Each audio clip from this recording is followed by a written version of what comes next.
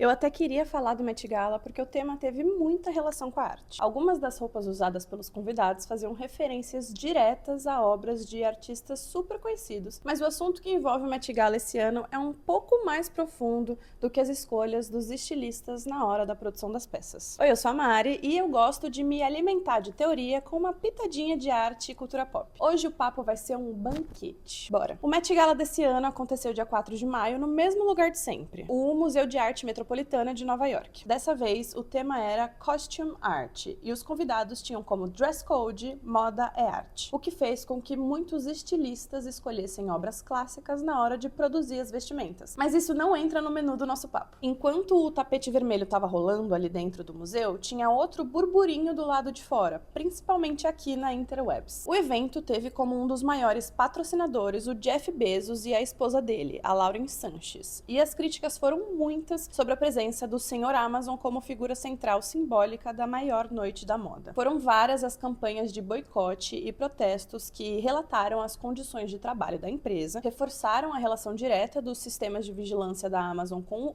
ICE e com as questões de imigração em geral lá nos Estados Unidos. E claro, a influência de bilionários da tecnologia dentro da indústria cultural. Afinal, o que esses caras estão querendo com a arte e com a cultura? Antes da gente responder essa pergunta com um prato cheio de teoria, vamos degustar a entrada e os aperitivos da discussão. Além dos cartazes espalhados pelo metrô de Nova York, convidando o público a boicotar o Met Gala, muitas pessoas começaram a questionar o contraste gritante entre um evento que celebra criatividade, moda, expressividade, patrimônio cultural e, acima de tudo, que é beneficente, em relação a empresas de tecnologia que estão empilhando denúncias de precarização de trabalho, vigilância em massa e concentração absurda de riquezas. Então o debate deixou de ser só sobre o envolvimento de Bezos com a moda. Esse caso do Met Gala deixou ainda mais escancarado a aproximação explícita entre a elite da tecnologia com o mercado cultural e a construção de imagem pública desses caras, usando o entretenimento, a estética, a moda, a arte, o glamour. E eu volto a te perguntar, por que as pessoas que comandam algumas das maiores empresas de tecnologia do mundo estão tão interessadas em entrar no universo da moda, do design, da estética, da cultura? Porque não é só o Jeff Bezos, dono da Amazon, que está interessado em se infiltrar de maneira bastante explícita nesses ambientes. Nos últimos anos, grandes figuras do Vale do Silício começaram a ocupar espaços simbólicos dentro da cultura. O Mark Zuckerberg, por exemplo, aderiu um estilo mais descolado do que a imagem de tech guy nerdola. Tá usando roupas oversized, tá indo em desfiles de moda e até lançou uma marca de camisetas. A Palantir começou a vender peças de roupas que são inspiradas em uniformes de operários franceses, abraçando o que a gente pode chamar de estética utilitária. E quando a estética deixa de ser expressão e se torna só mais um jeito de servir ao capitalismo, é porque o negócio tá feio, amigos. E se você não sabe quem é Palantir,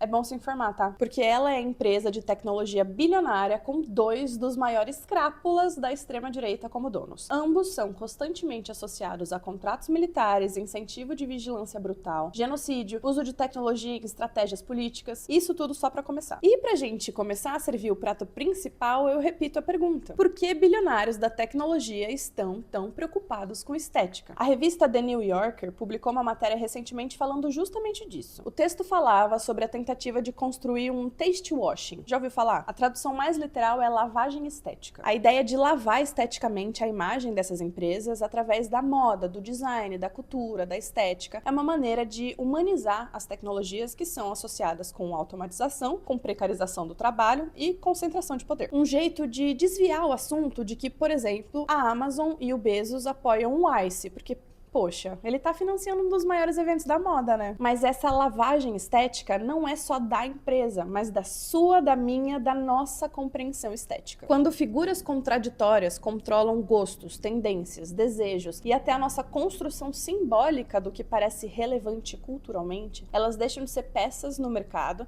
e passam a disputar a nossa percepção de mundo. Agora, para servir a sobremesa, eu preciso chamar o mano Walter Benjamin pro nosso banquete. Em A Obra de Arte na Era da Sua Reprodutibilidade Técnica, o clássico do Benjamin, um dos assuntos abordados é a estética da guerra. Ele escreveu esse texto em 1935 e mesmo 90 anos depois a teoria segue numa constante. Benjamin observou como o fascismo entendeu uma coisa de extrema importância na existência da humanidade. Imagens mobilizam pessoas de maneira mais rápida e mais profunda do que argumentos racionais com fatos e lógica. Tipo assim, vai tentar explicar pra sua avó que o menino cantando com o cachorro no palco do X Sector UK é mentira. Eu não tenho dúvida de que ela vai imediatamente te rebater porque tá ali na frente dela, é real. Então, em vez de transformar as estruturas econômicas e sociais que produzem e estimulam a desigualdade com políticas públicas funcionais, resolvendo nossos problemas como população, o fascismo se transforma num espetáculo. O Walter Benjamin chama isso de estetização da política, quando usam da estética para praticar política, ao invés de oferecer mudanças materiais, táteis, reais, para resolver os problemas do povo. Os regimes fascistas oferecem participação emocional, uma